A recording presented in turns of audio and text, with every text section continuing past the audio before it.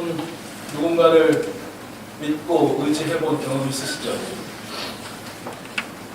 그가 반드시 나의 힘이 되어줄 거야, 나의 위로가 되어줄 거야 라고 굳게 믿었던 그런 경험들 말입니다. 그 결과는 어떠셨습니까? 참으로 믿은 만큼의 힘을 얻고 또 의지한 만큼의 도움을 받으셨습니까? 아니면 결국 아무런 힘과 위로가 되지 않으셨습니까? 저의 경우로 저의 주변인들, 대부분 목회자들이죠. 그분들의 이야기를 좀 종합해보면 힘이 되었다와 힘이 되어주지 못했다, 이게 반반 정도였던 것 같습니다. 그런데 아시죠? 좋지 못한 결과의 경험이 강한 기억으로 사람에게는 남습니다. 그래서 부정적인 결과가 더 많았구나 라는 그렇게 느낌이 있습니다. 어떤 분이 계셨는데요, 그분을 여러 번의 중직자가 찾아와서 꼭 목사님이 우리 교회의 목회자가 되어야 한다고 청했습니다. 그들은 무릎까지 꿇고 눈물까지 흘려가면서 이 어려운 교회에 꼭 목사님이 우리 교회에 오셔서 담임 목사가 되어주십시오 라고 청했던 것이죠. 생각해 보십시오. 자기보다 훨씬 더 나이가 많은, 또 신앙의 경험이 많은 분들이 무릎까지 꿇고 눈물을 흘리며 청하는데 누가 거기에 감동을 받지 않을 수 있겠어요? 감격하고 감동을 받으셔서 응했습니다. 그래서 그 교회에 부임했죠. 그런데 몇 해 지나지 않아서, 정확하게는 3년이 지나지 않아서 거의 쫓겨나다시피 그 교회를 나왔습니다. 그 과정에서 눈물로 청했던 분들, 무릎까지 꿇었던 분들 대부분은 관망자로 돌아서서 목사님을 외면했다고 합니다. 그들을 믿었던 자신을 굉장히 오랜 시간 그냥 자책하고 또 괴로워하는 그런 모습을 보았었습니다. 또 이런 경우도 있었습니다. 아주 오래전에 제가 한 교회 후임 담임 목사 청빙을 위한 비론으로 일한 적도 있었는데요. 청빙 후보자 중에 한 목사님이 설교하러 오셨었습니다. 설교 중에 그분은 자신이 개척해서 지금까지 동고동락하고 있는 교회와 교인들에 대한 애틋한 사랑을 이야기했습니다. 그 많은 고생이며 그 많은 고생을 또 이겨낸 감격이며 그 또한 눈물까지 쏟아내면서 설교를 했습니다. 그런데 이제 제가 그 모습 보면서 의아한 생각이 들었습니다. 그런데 왜 이 교회에 오시라고 하지? 과연 저분은 지금 있는 교회 교인들에게 양해를 이미 구했고 그 교인들은 다 양해를 해준 것일까? 라는 좀 의아한 마음이 들었습니다. 결국 그분이 오시지 않았습니다. 목사가 교인을 믿고 의지하는 것, 또 교인들이 목사를 믿고 의지하는 것 당연한 거 아닙니까? 어떻게 서로가 서로를 신뢰하지 않고 또 서로를 의지하지 않고서 예수 그리스도의 몸된 교회 공동체를 세울 수 있으며 그 아름다움을 세상에 보여줄 수가 있겠습니까? 불가능하죠. 하나님을 믿고 의지하듯 하나님의 사람들을 서로 믿고 서로 의지하는 것, 그것은 매우 중요하고 합당한 일입니다. 그런데 문제가 있어요. 그 합당한 일임에도 불구하고 문제가 되는 것은 왜일까요? 예, 한마디로 대상의 우상화. 한번 같이 해보실까요? 대상의 우상화. 대상의 우상화. 어떤 특정한 대상을 좋아하고 사랑하고 믿고 의지하고 신뢰하는 건 좋단 말이에요. 근데 그것이 어느 순간 우상이 되거든요. 그것이 문제라는 것이죠. 목사가 교인이 목사를 좋아하고 사랑할 수는 있으나 서로 결코 절대화해서는 안 된다는 것이에요. 마치 하나님이란 말입니다. 특정한 정치인이나 또 특정한 이념과 사상으로 따를 수 있습니다. 그러나 그것을 절대화해서 우상화해서는 안 되는 것이죠. 왜냐하면 우상이 되는 순간 나머지는 악이 되어버리거든요. 적이 되어버리거든요. 저주하고 조롱하고 또 쳐내야 할, 없어져야 할 그런 것으로 이게 규정하게 된다는 것이에요. 마음이 어려워지게 된다는 것이죠.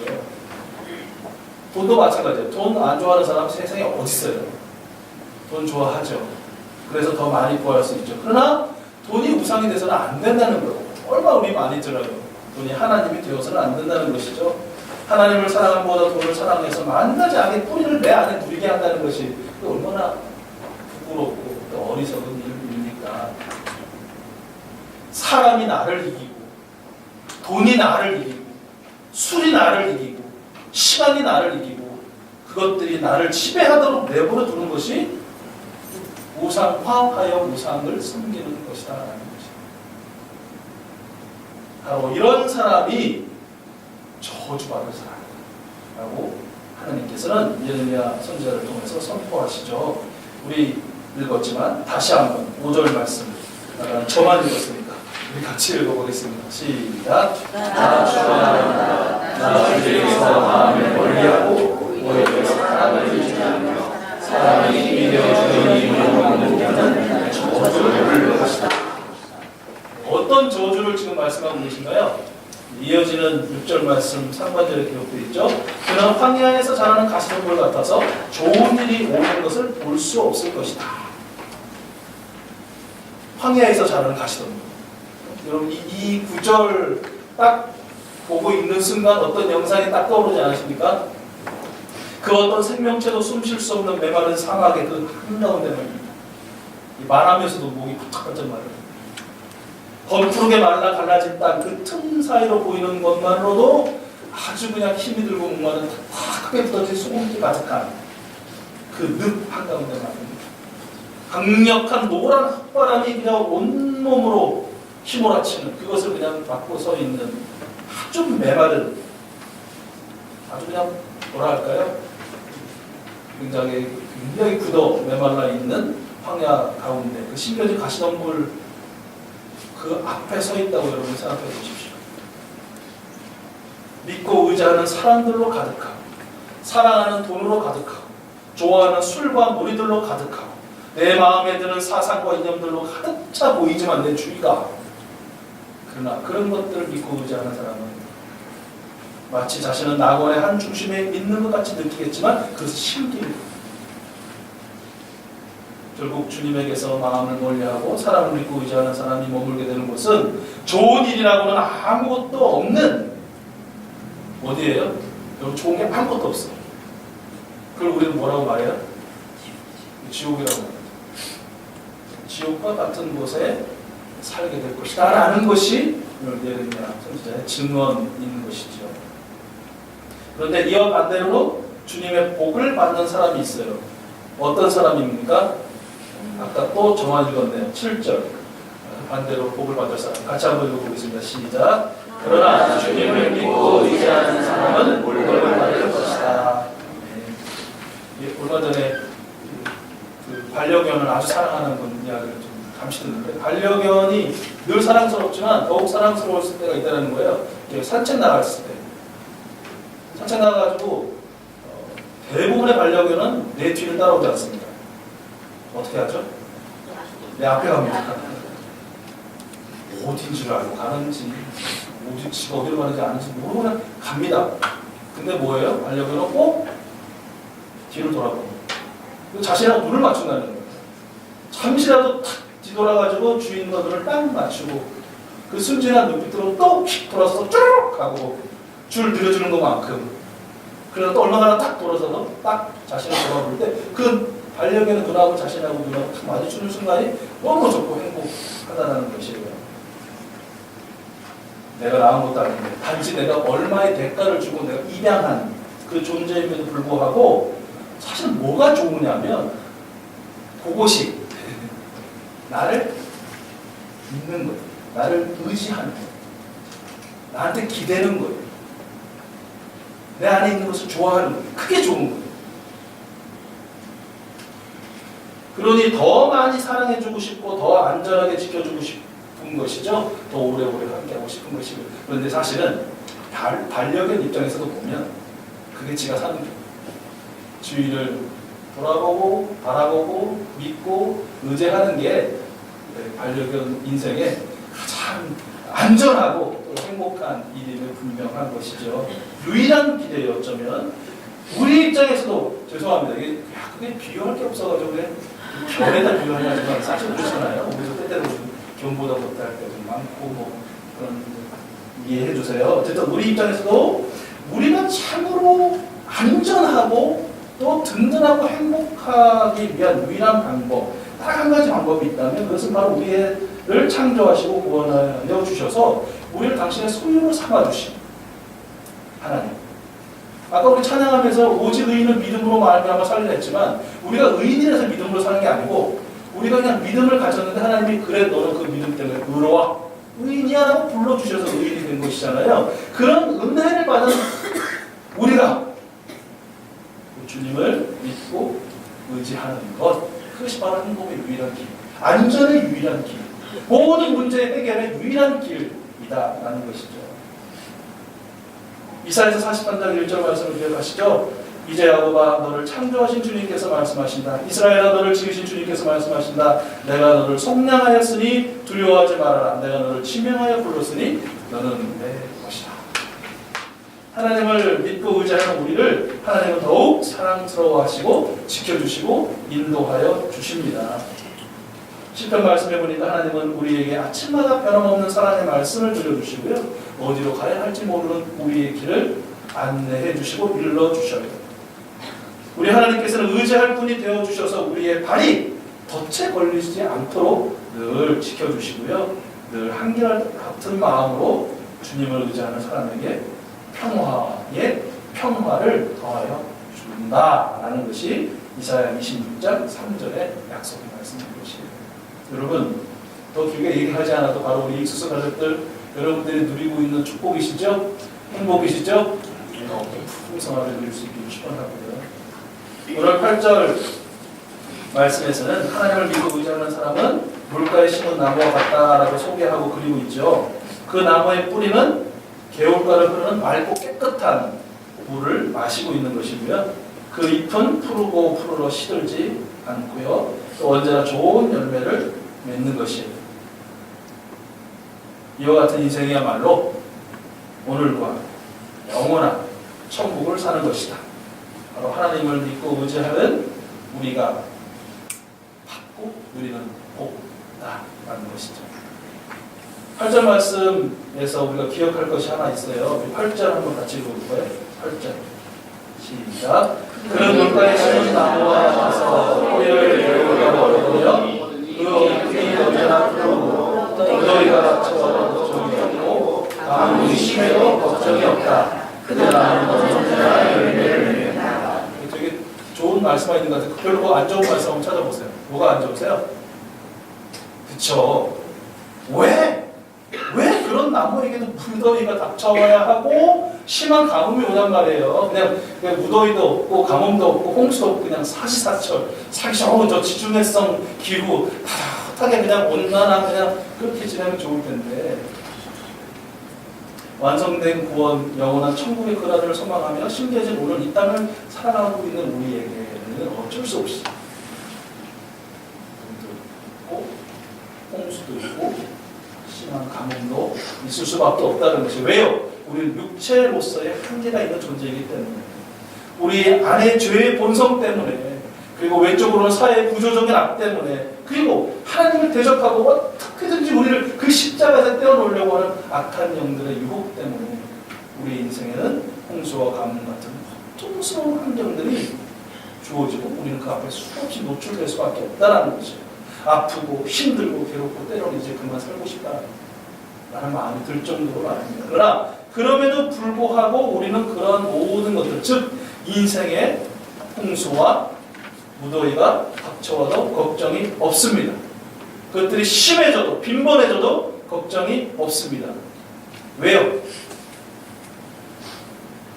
우리가 심겨진 곳에서 우리는 절대로 옮겨지지 않을 거예요. 우리는 뿌리가 뽑히는 일이 없을 거예요. 우리 잎이 떨어지고 우리의 열매가 없어지지 않을 것이에요. 있지만 무더위도 있고 홍수도 있고 가뭄도 있지만 우리는 계속 거기 심겨져요. 그래서 하나님이 공급하시는 그 은혜를 계속해서 우리는 공급받을 것이고 하나님이 우리를 붙들고 주고 계시기 때문에 우리의 잎은 여전히 푸를 것이고 우리 하나님이 원하시는 그런 하늘의 열매들을 맺게 될 존재임을 믿습니다. 하나님이 그렇게 우리를 지키시고 우리를 보호하시고 우리를 책임지시되 끝까지 책임지시며 사랑하시되 영원토록 사랑하시기 때문이라는 것이죠. 여러분 혹시 지내시는 동안 그래 나는 그 시편 말씀에처럼 시냇가의 신비운 나무 정말 내가 사시사철 푸르르 열매를 맺는 그런 인생이지 하나님 그런 게 주셔서 감사합니다. 라는 말이 탁 떨어지자마자 갑자기 그냥 그렇게 또 이 칼날 같은 매서운 겨울바람이 불어대는지 하나님 이거 뭐예요? 이거 뭐예요? 도대체 이거 뭐예요? 라고 하나님을 향해서 막 지금 외치고 계신 분, 또 원망하고 계신 분, 또 마음이 힘드신 분 계셔요? 있을 수밖에 없는, 때로는 있어도 괜찮은, 또 어쩌면 있어야만 되는 것이다. 인정하시고요. 왜요? 그런데 인정하면서 그것이 더 많은 걱정을 오는 것이 아니라 인정하는 순간 걱정은 사라지고, 그래 와라. 내 뒤는 누가 계신 거예요? 하나님이 계신 거예요. 바람아 불어라. 비야 내려라. 뭐 눈보라 같은 쳐라. 그러나 나는 여기서 뽑혀서 쓰러진다든지 그것들에 의하여 옮겨져가지고 저 메마른 늪 사막 한가운데 황야 가운데로 옮겨지는 것이 아니라 여전히 거기 하나님의 사랑과 자비와 인자와 능력이 가득한 그 겨울가에 그 시내가에 심겨진 하나님의 나무다 나는 것입니다. 여러분 이겨낼 것이고 더 단단한 나무 흔들 휙 하고 꺾이고 때로는 자신의 존재를 잊어버릴 그런 나무 말고 아주 걷고 굳세고 많은 가지에 많은 열매 우리 하나님 말씀하신 대로 많은 새들이 와서 쉬고 놀고 또 거기서부터 또 하나님의 은혜를 그들도 누리게 하는 그런 귀한 하나님의 사람들이 될 줄로 믿습니다. 바로 여러분들이 그런 사람들이 될 줄로 저는 확신합니다. 우리가 사람을 믿고 의지하지 말고 하나님만을 믿고 의지하는 이유가 여럿이 있겠지만 오늘 특별히 그 중에 한 가지를 9절 말씀에 기록하고 있는데요. 우리 9절 말씀을 같이 읽어볼까요? 시작. 마음을 보라 더 어리되고 아주 썩은 것은 사람의 마음이니 누가 그 속을 알 수 있습니다.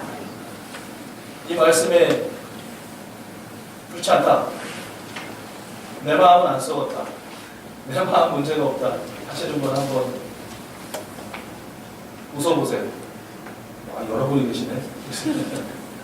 앞에서도 여러분 우리가 우상의 문제와 그 결과에 대해서 이야기했죠. 우리가 우상하는 대상 중에 가장 빈번하기도 하고 가장 강력하게 세우고 섬기는 우상이 뭔지 아세요? 내 마음.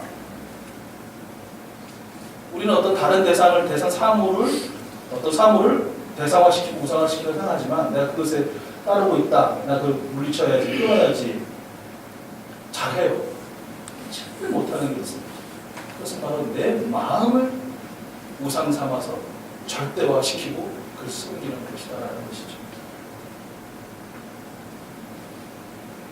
나는 절대로 그런 적이 없다라고 생각하는 사람도 있겠으나 모든 관계에서 그 사실이 증명됩니다.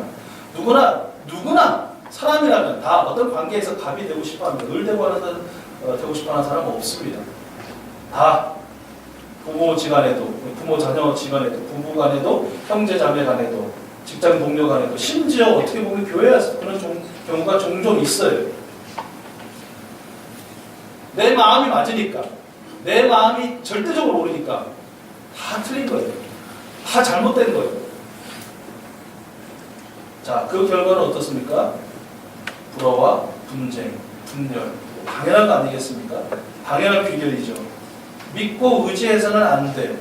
오염되어 있는 나의 마음을 믿고 의지하니 심지어는 그 마음을 절대화시켜서 모든 생각과 행동의 기준으로 삼으니 그 사단이 안 일어날 수가 없는 것이죠. 여러분 조작한 저울로 계량화해서 얼마다라고 내미는 사람 그 믿을 수 있으시겠어요? 누군가가 임의로 기입한 데이터 값을 가지고 얻어낸 그 결과 그리고 그 분석치를 우리에게 아주 자랑스럽게 소개해준다. 그거 믿을 사람이 어디 있겠어요? 이미 오염될 때는 오염된 물을 기준으로 해서 오염대를 측정했다라고 말하는 그 어떻게 믿습니까? 불가능한 일이죠. 아무도 믿지 않고 신뢰하지 않을 것입니다. 우리 마음이 그렇다는 것이 이미 우리의 마음이라는 건 오염된 물이고 공인되지 않은 저울이고 가공한 데이터와 같다라는 것입니다.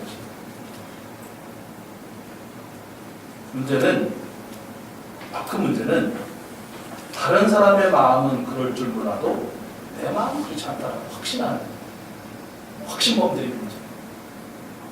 오염되어 있음에도 불구하고 내 마음은 오염 안 됐어. 내 마음 거짓 데이터가 들어가 있음에도 불구하고 나는 다 순수하고 올바른 것들만 들어가 있어. 나는 세상 사람들이 다 잘못죄도 나는 정확하게 잴 수 있는 능력을 가진 사람. 확신하는데 문제가 있다는 것이죠. 그러나 다시 한번 우리 하나님께서 말씀해 주십니다. 내 마음도 너의 마음도 만물보다 더 거짓되고 아주 썩은 것이다. 이것이 우리의 주인이신 하나님. 어떤 하나님입니까? 신명기 32장 4절 말씀. 그가 하신 일이 완전하고 그의 모든 길이 정의롭고 진실하고 거짓이 없으신 하나님. 그 하나님이 우리에 대하여 분석하여 여기 기록해낸 모습이 우리 자신의 모습이다. 우리 마음의 모습이다. 라는 것입니다. 그러므로 여러분, 우리는 나의 마음, 너의 마음을 비롯하여 그 누구, 그 무엇도 아닌 우리 하나님만을 믿고 의지해야 한다라는 것입니다. 하나님을 믿고 의지한다는 것 어떤 것인가?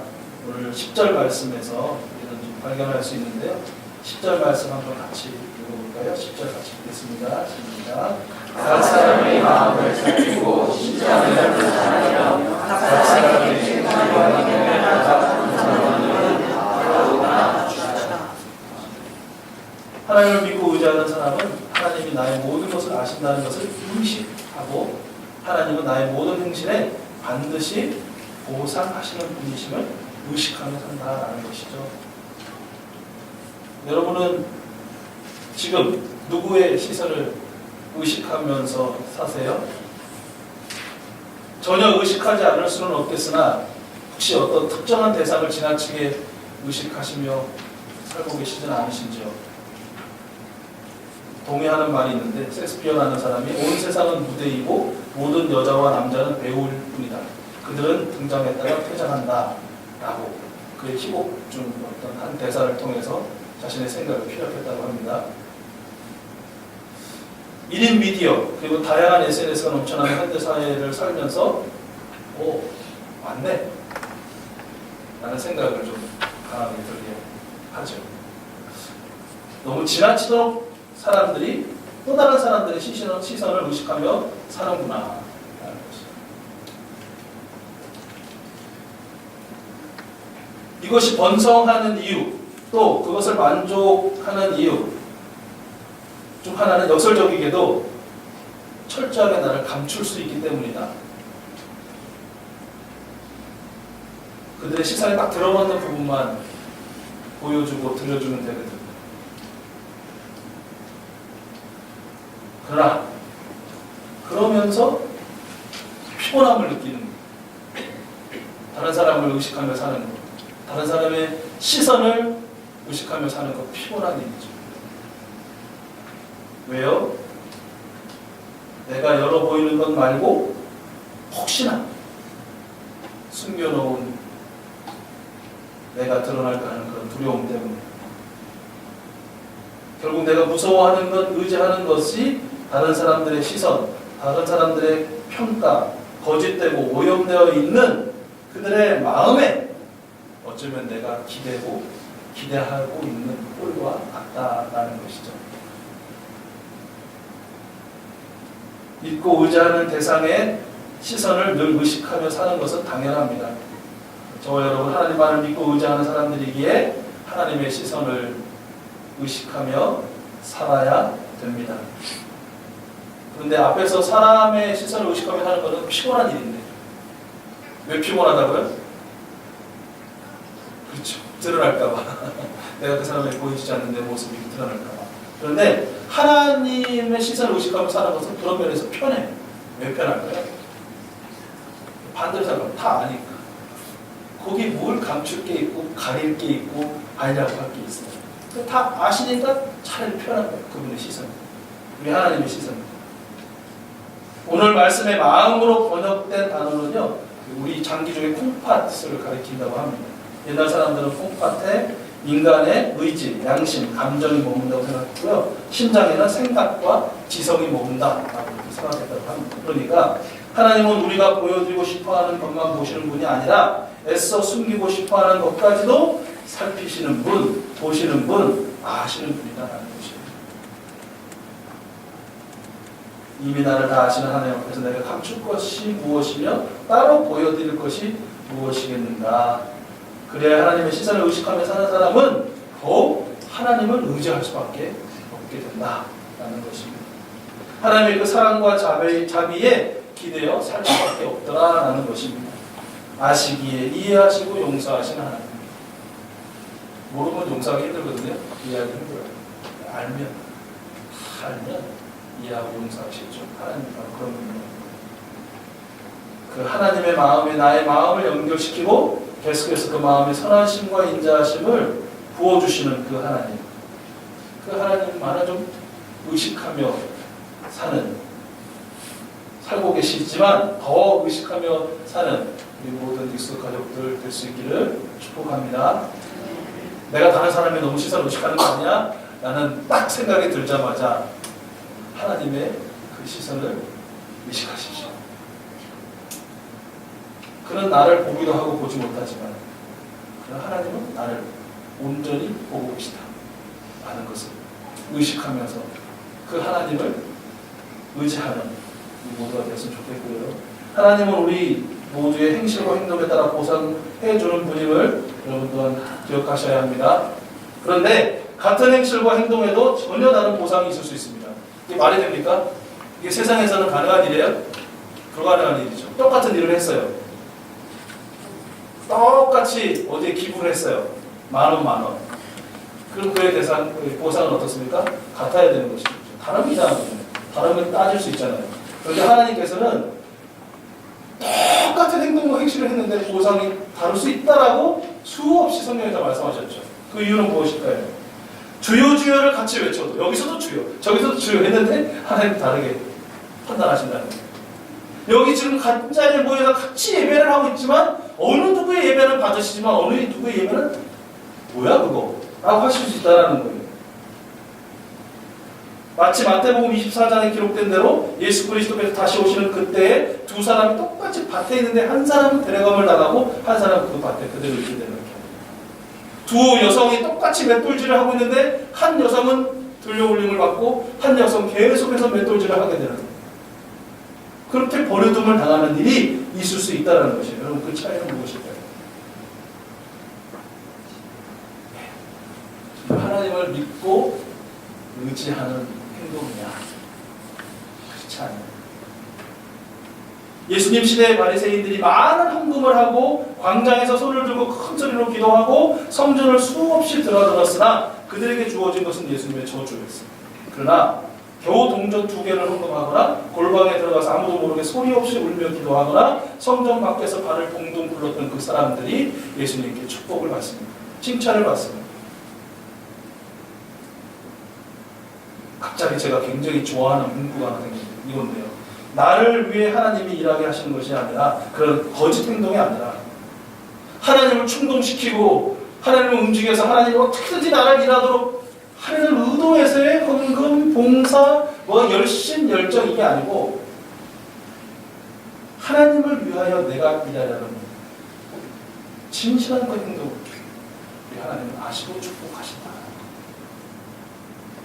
이런 하나님을 늘 의식하며 사는 사람이 하나님을 믿는 사람이고 하나님을 의지하는 사람이다라는 것입니다. 여러분 이번 한 주간 우리 민족과 우리 교회가 하나님을 믿고 의지하며 살기를 소원하며 또 그렇게 살아낼 수 있는 저와 여러분 될 수 있기를 원합니다.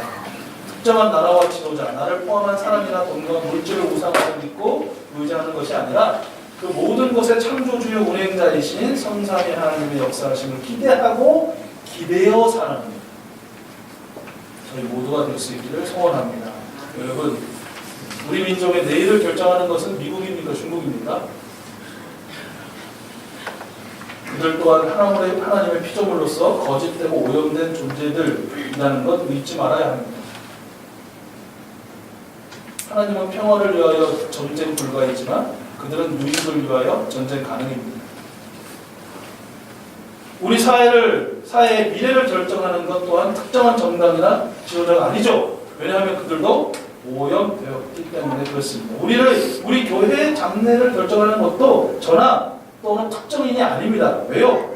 이미 그들도 거짓되고 오염되었기 때문이다라는 것이에요. 우리 민족이, 우리 사회가, 우리 교회가 믿고 의지할 분은 오직 하나님뿐이다 라는 이런 사실을 기억하고, 하나님이 내 편이야 라고 우기면서 다른 사람을 악이라 정죄하고 저주하는 일 그치고 두렵고 떨리는 마음으로 내가 늘 하나님 편에 서도록 주의하며 애쓰는 저들 모두가 될 수 있기를 소원합니다. 나를 위해 하나님이 일하시도록 하는 꼼수를 버리고 하나님을 위하여 내가 무엇을 어떻게 하면 될지에 대한 진지한 고민과 그리고 그 한 걸음의 행동이 이번 한 주간 꼭 있게 될 수 있기를 소원합니다. 그래야 하나님을 믿고 의지하는 자에게 주시는 그는 물가에 심은 나무와 같아서 뿌리를 개울가로 뻗으니 잎이 언제나 푸르르며 무더위가 닥쳐와도 걱정이 없고 가뭄이 심해도 걱정이 없다. 그 나무는 언제나 열매를 맺으리라. 이 하나님의 축복, 바로 여러분의 축복이요. 이 축복의 주인공이 바로 여러분이 될 수 있기를 주님으로 축원합니다.